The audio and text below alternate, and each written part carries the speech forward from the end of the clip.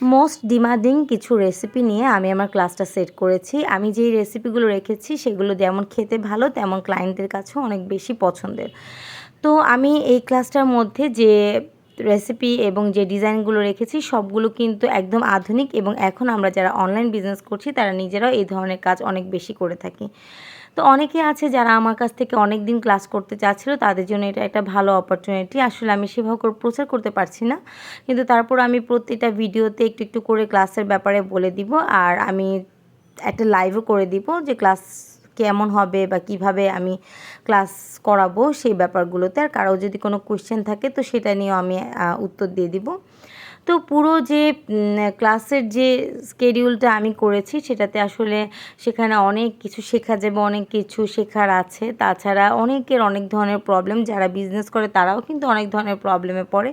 তো মোটামুটি আমি যেহেতু অনেকগুলো টিপস ট্রিক্স আলাপ করব, এবং যেহেতু আমি কিছু ওয়েদার ফ্রেন্ডলি টিপসও দিয়ে দিব, তাই বাংলাদেশের ওয়েদারে কিভাবে খুব সহজে কাজ করে বিজনেসটাকে রান করা যায় সেই টিপসগুলো কিন্তু দেওয়া থাকবে। তো যারা আসলে এই ধরনের প্রবলেম পড়ছেন তাদের জন্য কিন্তু এই ক্লাসটা করা খুবই উপকারী হবে। আর যেহেতু আমি খুব বেশি ক্লাস দিতে পারি না, কারণ আমি সবসময় কাজে ব্যস্ত থাকি, তো আমি নেক্সট ক্লাস কবে দিব সেটা আমি জানি না। অনলাইন অফলাইন দুইটারই যেহেতু অপশন আছে, তো যারা যারা করতে চান তারা অবশ্যই এই ক্লাসটার মধ্যে জয়েন করে নেবেন।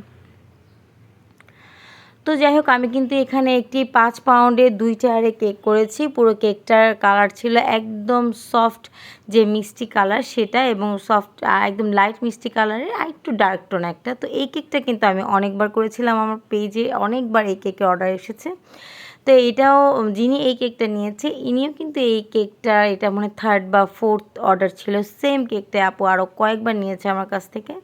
তো আমি আসলে আমার এই কেকটা এতবার করেছি যে আমার পুরো মুখস্থ হয়ে গিয়েছিল কীভাবে কী, কিন্তু প্রতিটা কেক যেহেতু অনেকটা সেম সেম হয় তাই আমি একটু চেঞ্জ করে দিই যেন দেখতে একটু বেশি ভালো লাগে। যেমন এই যে এখানে যে বাটারফ্লাইগুলো অ্যাড করছি, এটা কিন্তু আগের কেকগুলোতে ছিল না, এটা আমি নিজে থেকে অ্যাড করেছি যেহেতু আমার কাছে ছিল। তো আমি ভাবলাম যে একটু বাটারফ্লাই দিলে একটু কালারে একটা টাচ আসবে আর দেখতে কিছু একটু ভালো লাগবে। অনেক সময় ক্লায়েন্টও অনেক কিছু বুঝে না যে কিভাবে দিলে বা কিভাবে করলে জিনিসটা আরেকটু বেশি ভালো লাগে। তো নিজেদেরও কিছুটা ডিজাইন অ্যাড করা লাগে কেকের সৌন্দর্যের জন্য আর আরেকটু চেঞ্জ লুক আনার জন্য। তো আমি আসলে এই ধরনের চেঞ্জ লুকটা সবসময় চেষ্টা করি দেওয়ার জন্য।